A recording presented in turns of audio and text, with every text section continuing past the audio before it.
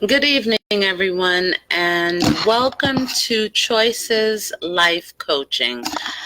Today, I decided to do something a little bit different, and that would be to come to you and share this video live or pre-recorded.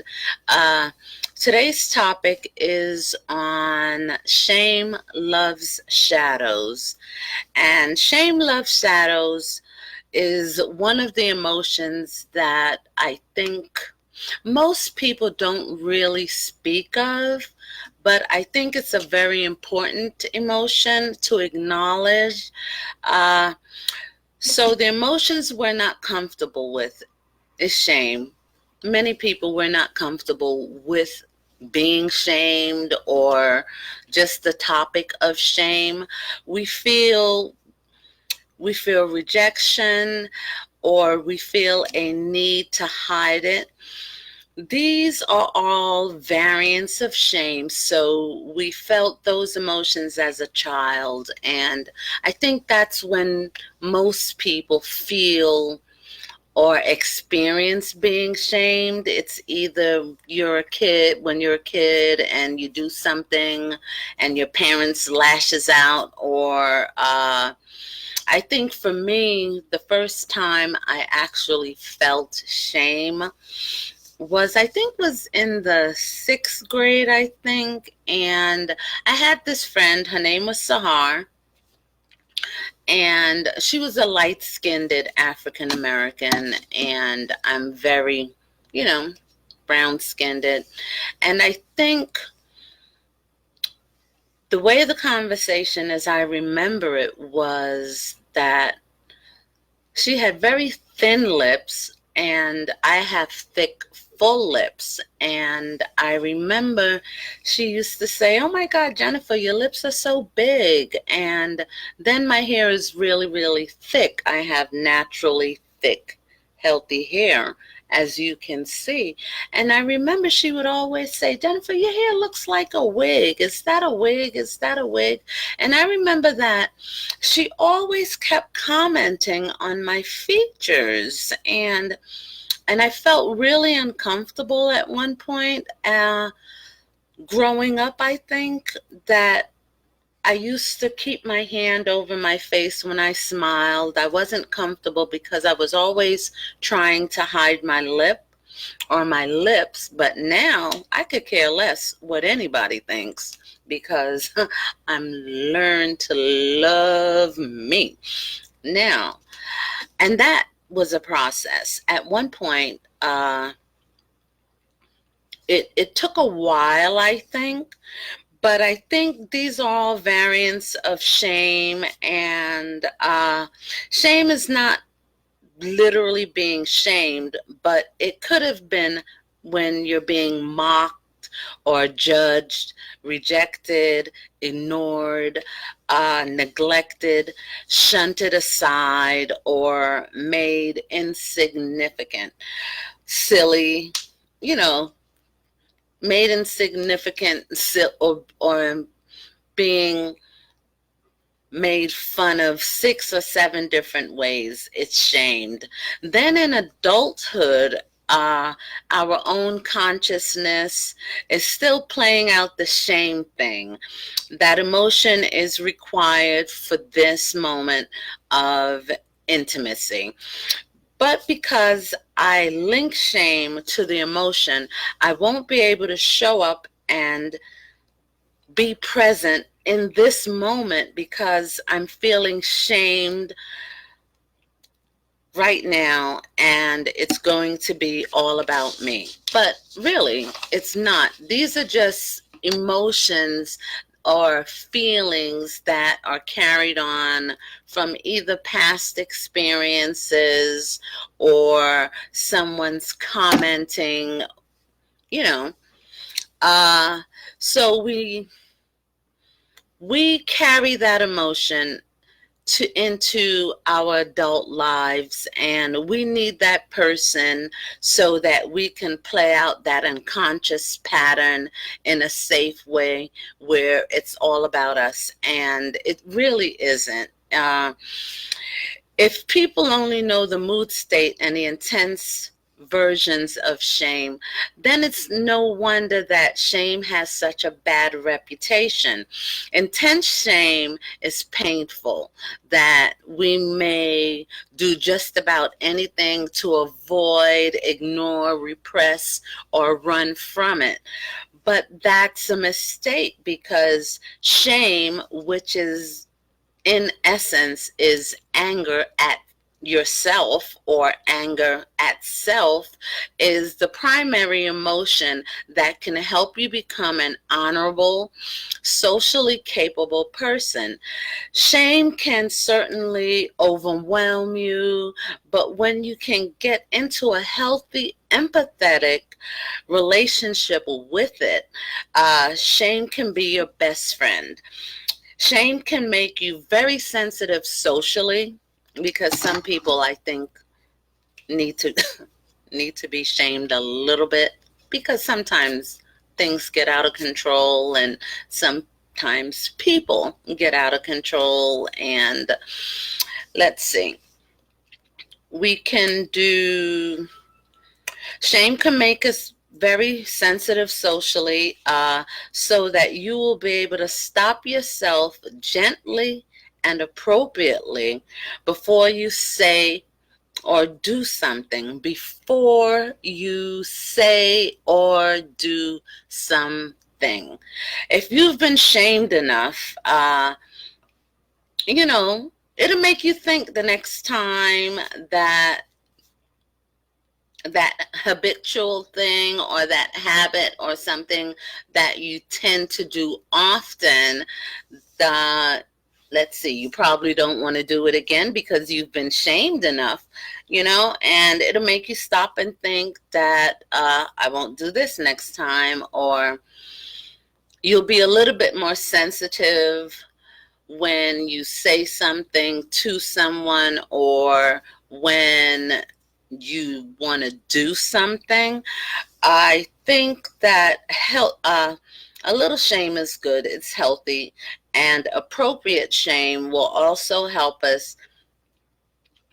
Appropriate shame will also help you to make amends if you realize that you've hurt someone or hurt someone's feelings, or accidentally, or you may have shamed them unknowingly, or you understand. So when you see the person the next time, uh, it'll make you want to make amends, apologize, or just check to make sure that everything is okay between you and that person. Uh, and if you realize that you've hurt someone, you stick your foot in your mouth. You know what I'm saying? And as a result, many of us can't identify with our own authentic shame, which is often sensible and momentary, and it's also very empowering. Authentic shame comes forward in response to a behavior or an action that you really shouldn't be doing. Applied shame tends to make you feel as if there is an unaddressable or unforgivable flaw in your way of being. And if you're a broken and unaddressably flawed individual, where do you go from there? Some people are very broken. How do you heal, or how do you cope, or how do you mend, or how do you adapt and address your own issues that you may be having, that someone else may not be having, but you think they're having that issue when in reality they're actually not? Uh, let's see. With There's also the shame of the broken rule in a social setting. Let's see. It's very important that your shame be authentic to you, that it be part of your own moral code and your own ethics. Your own authentic shame may be a bit grueling, but it doesn't create misery. The miserable shame, the shame that pretty much ruins the entire subject of shame, is shame that is applied from the outside as a control mechanism. Mockery, degeneration, public shaming, personal attacks, slander. These extremely applied forms of shame can actually cause unending pain that you may feel are unaddressable. Let's see. The shaming message. The shaming message that applied from the outside, not that's coming from within. You understand? Uh, with the shaming message that comes from the outside, not from within oneself, is often an attempt to break down that person's self-worth, the person that they're trying to shame. So they brand you as lazy, or they may brand you as insincere, untrustworthy, dishonest, unattractive, unintelligent, unlovable, or unworthy of respect. If you take externally applied shaming seriously without challenging or questioning it, you may fall into a shame spiral, whereas your authentic shame comes forward in response to a behavior or an action that you really shouldn't be doing, or an applied shame tends to make you feel as if there is an unaddressable and unforgivable flaw in your very being. And if you're a broken and unaddressable, flawed individual or person, where do you go from there? Let's see. With authentic shame, you can change your behaviors, you can change your attitude, you can change your approach to a subject, a person, place, thing, situation. Let's see.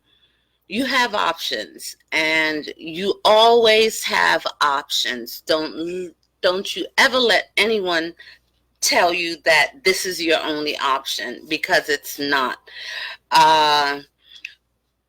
You always have an option. But with badly applied foreign shame, the shame that comes from outside, not from within oneself, let's see. Your worth as a human being, and it makes you feel really, it makes you feel really bad, and you value your self-worth, and it makes you question your worth as a human being. Let's see. You may be unable to function properly. Dealing with applied shame is a very difficult task, but we've got an empathetic skill that will help us. Let's see. With that skill, the gifts of shame is restoring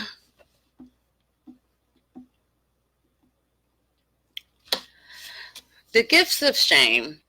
Shame has a gift, and with that gift, it is restoring your integrity, your atonement, your self-respect, the capacity to amend your behavior.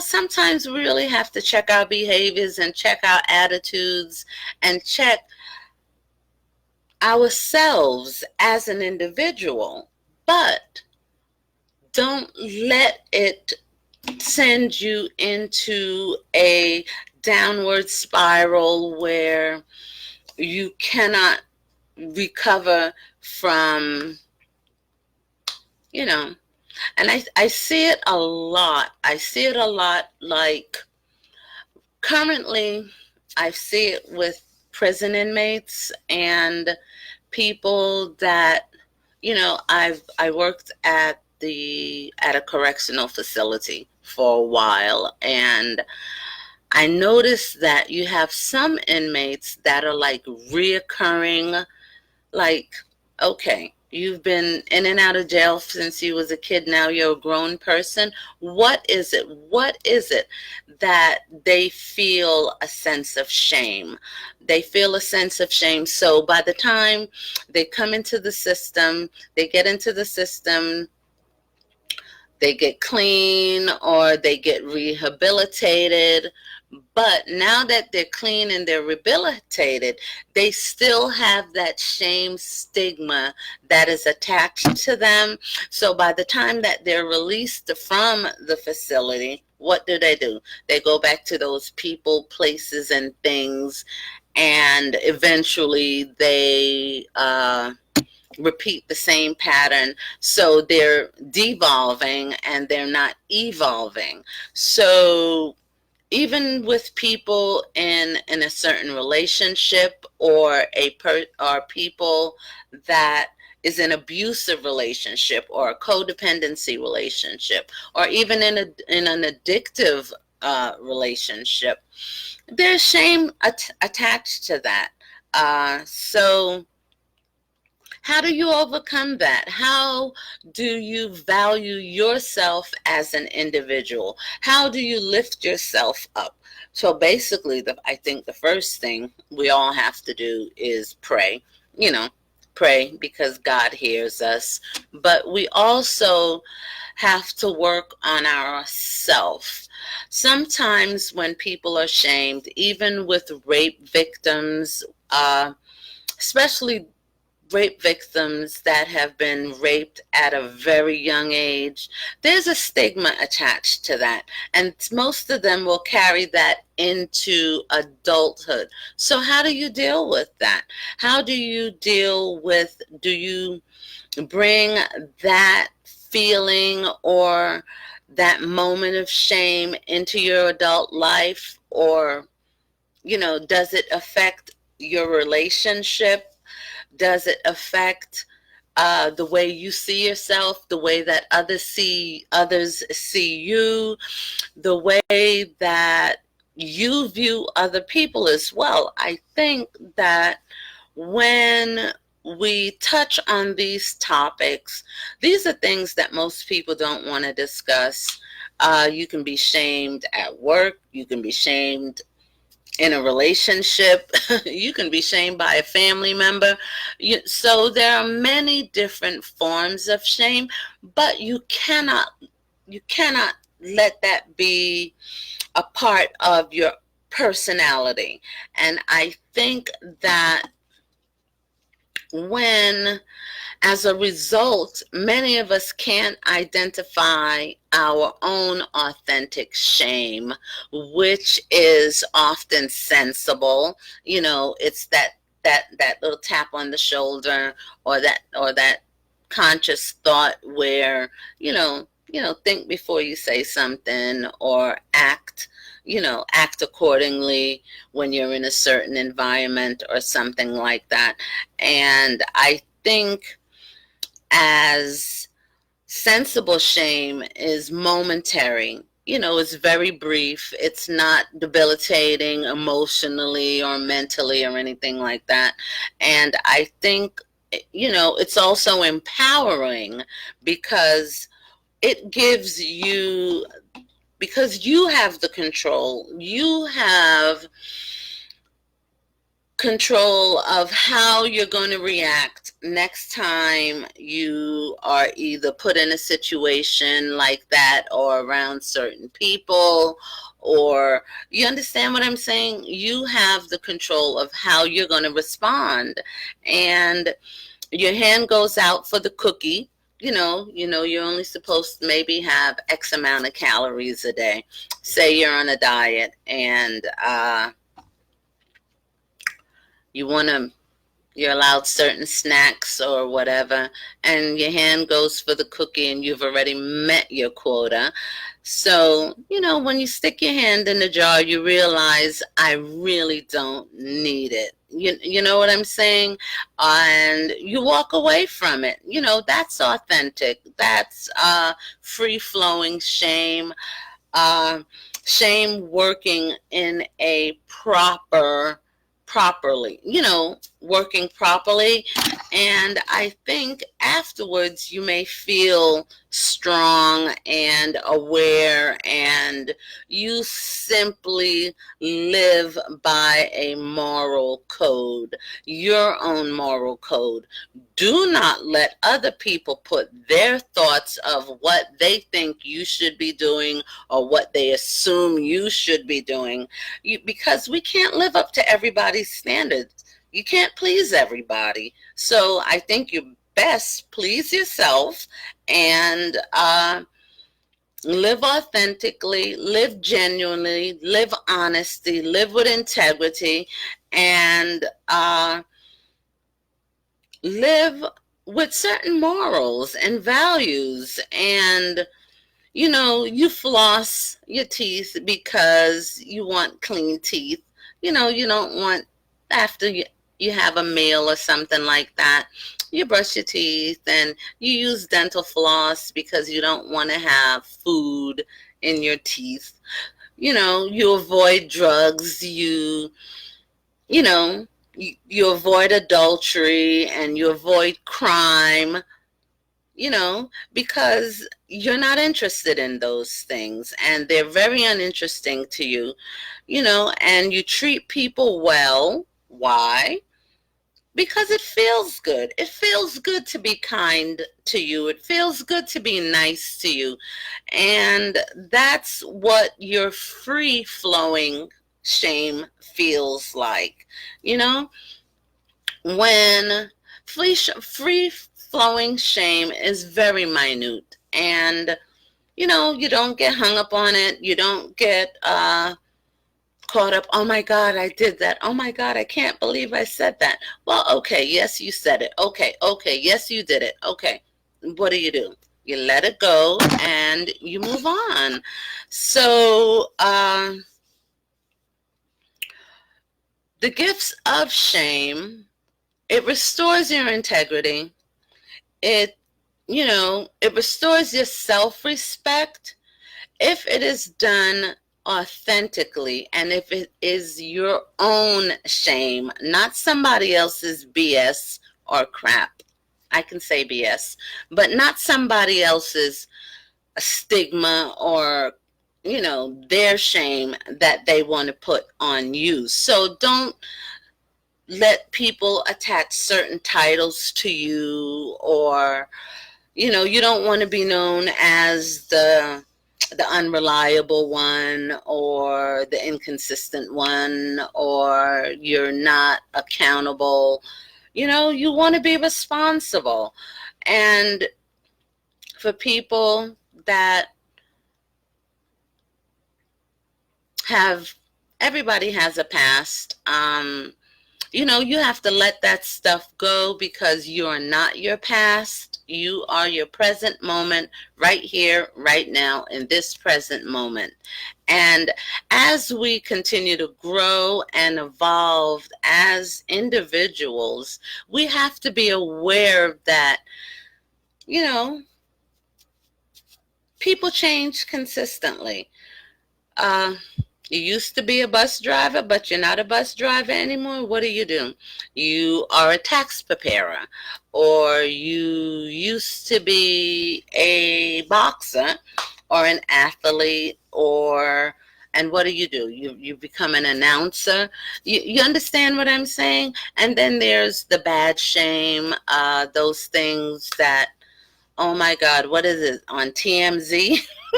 On TMZ, and you see people do some things and you're like, seriously? Like, really? Did you really just do that?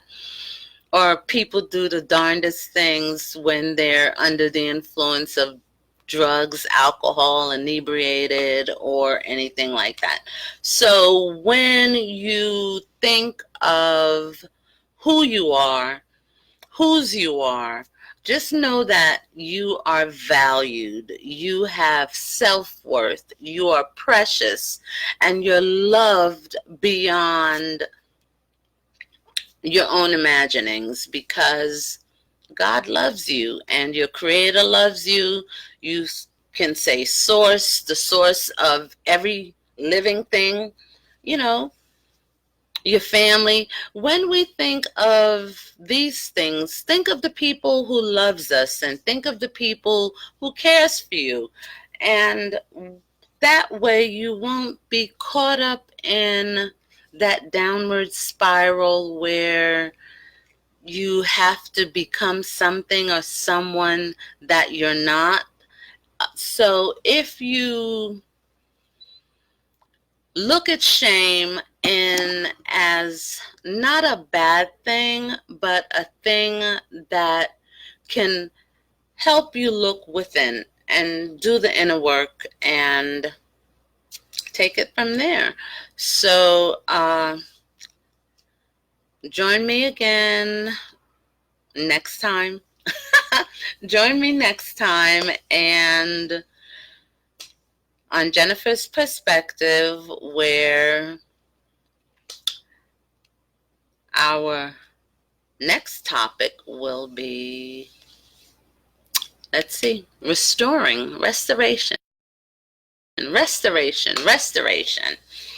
Okay, so thank you so much for your time. Thank you for listening. Feel free to comment and leave a comment in the comment section.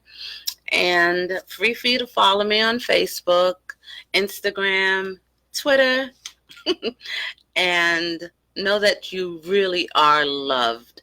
And God bless you. Thank you. See you next time.